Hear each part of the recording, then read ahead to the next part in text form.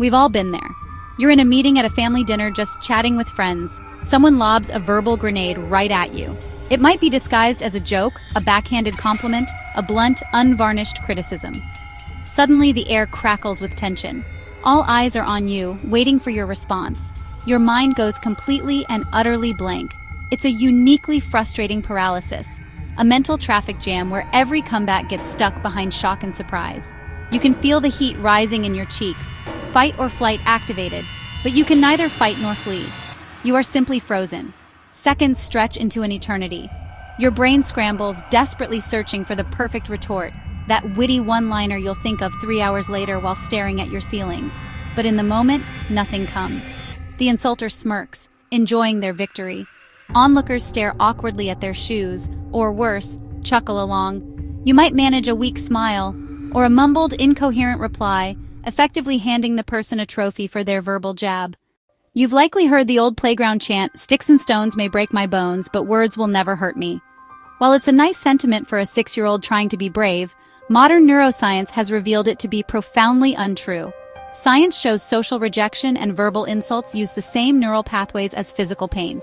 When someone insults you, your brain doesn't file it away as just an unpleasant comment. It processes it similarly to a physical injury, like stubbing your toe or burning your hand on a hot stove. It's not your imagination. That verbal jab really does hurt. This discovery comes from fMRI studies, which let scientists watch the brain in action. Researchers at the University of Michigan found social rejection lights up the dorsal anterior cingulate cortex and the anterior insula. Those are the same areas active during physical pain. Your brain has a built-in alarm for threats, and it doesn't distinguish between threats to your physical body and threats to your social standing. An insult is treated as a genuine danger, triggering a measurable pain response. This shared circuitry explains why insults are so potent. The pain isn't just all in your head, it's a real neurological event. So, we've established that insults trigger a genuine pain response that can short-circuit our rational brain, leaving us fumbling for words. The question then becomes, how do you fight back when your own neurology is working against you? You need a response that is simple, memorable, effective at disrupting the insulter's power dynamic. Allow me to present what I believe is one of the most effective comebacks ever devised. A calm, slightly bemused, "Calm down, Grandma." It might sound absurdly simple, perhaps even a bit strange, but its effectiveness lies in the brilliant way it dismantles the structure of an insult on multiple psychological levels. Let's break down the genius of this phrase. An insult is an attempt to establish dominance. The insulter positions themselves as the powerful, witty aggressor, and you as the weak, flustered victim.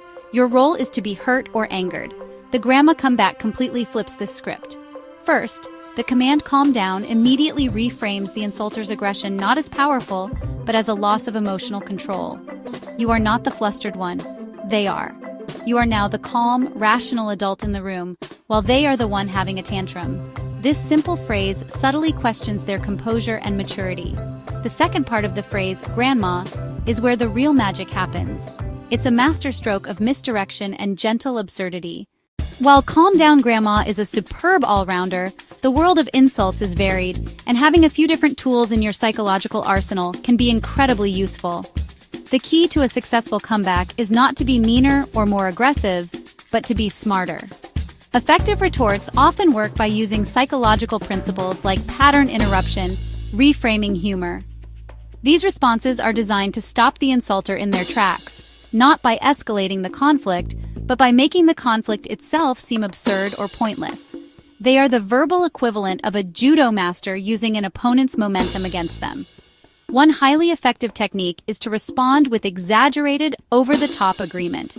For instance, if someone says, "That was a really stupid idea," instead of getting defensive, you could reply with wide-eyed sincerity, "You are absolutely right." In fact, it might just be the single stupidest idea in all of human history. I'm amazed I even managed to say it without my brain melting. This method, known as paradoxical intention, works by taking the criticism to such a ludicrous extreme that it becomes meaningless. The insulter wants you to defend yourself. By agreeing enthusiastically, you rob them of the fight they were looking for. Another powerful science-backed approach is to calmly ask for clarification. At the heart of any insult, there's really a battle for power and status. The person delivering the insult is making a bid for dominance, plain and simple. They're trying to elevate their own standing by lowering yours, in front of a room full of people, or just the two of you. Their success isn't about cleverness, it's about your reaction. If you become visibly upset, angry, or defensive, you've validated their attack and handed them power, so refuse to play the victim. Reclaiming conversational power starts with your internal state. Your brain treats this as a real threat triggering fight or flight. Step 1. Take a deep, conscious breath. That breath slows your heart rate and tells your brain you're safe. Deliberate calm lets your prefrontal cortex come back online. You move from reactive to responsive. You choose how to act. Once calm, use strategies that shift the focus. Ask for clarification. Use humor. These tools seize the narrative by refusing the insulter's terms. You're no longer judged, you're asking the questions. This is the ultimate power move. While a clever comeback can help you win the moment, it's crucial to understand the profound and long-term damage that repeated verbal insults can inflict, especially during the formative years of childhood. The brain of a child or adolescent is a work in progress, a highly malleable organ shaped by environment and experiences. When that environment is filled with verbal abuse, criticism, insults, whether from parents, teachers, or peers, it can leave indelible scars on the developing neural architecture. These are not metaphorical scars, they are real structural changes in the brain. Research in this area has produced some sobering findings.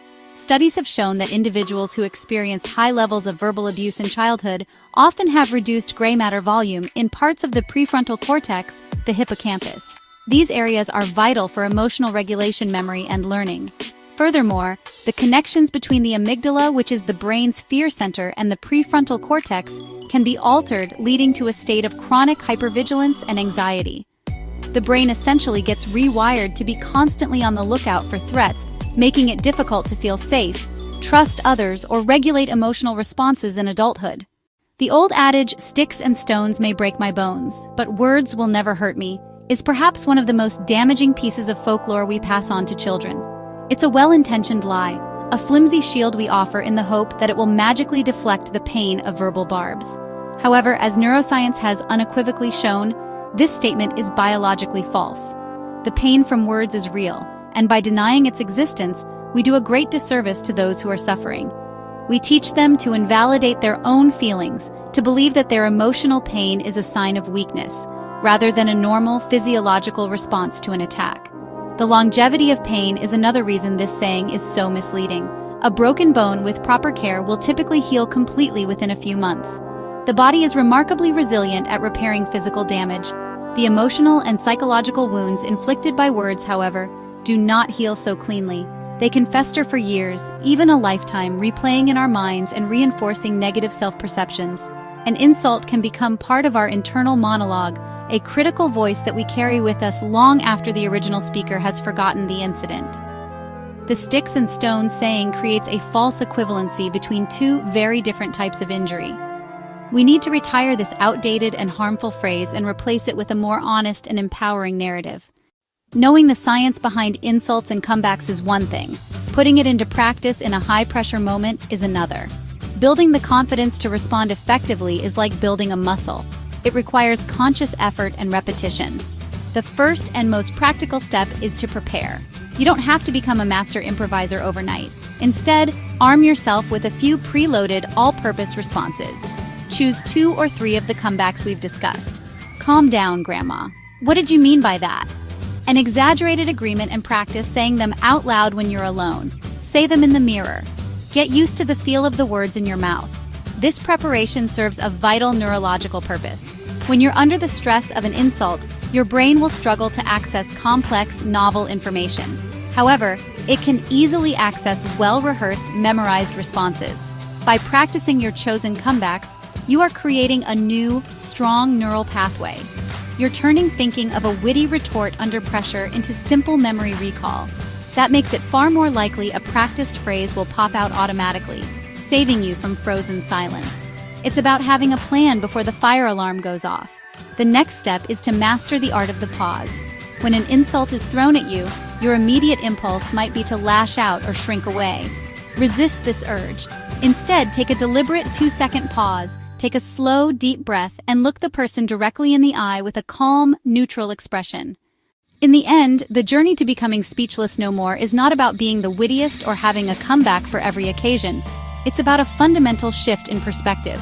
Understanding the science of why words hurt and using that knowledge to reclaim your power. An insult is, at its core, a test of your self-worth, your composure, your personal power.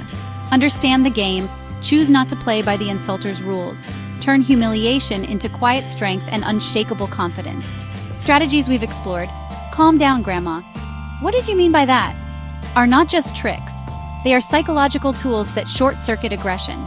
They create confusion, reframe the narrative, use humor to dissolve tension. They let you sidestep the intended emotional impact. The insulter expects a reaction. Anger, shame, fear, give none, and their attack loses force. Like a wave against a rock. The rock remains unmoved, the wave dissipates. Remember, your self-worth isn't set by fleeting opinions. It's internal, built by self-respect and knowing your value. You send a message to the world and to yourself. You define your value. You are in control. You will not be made powerless by words. The ultimate comeback is a life of unshakable self-respect.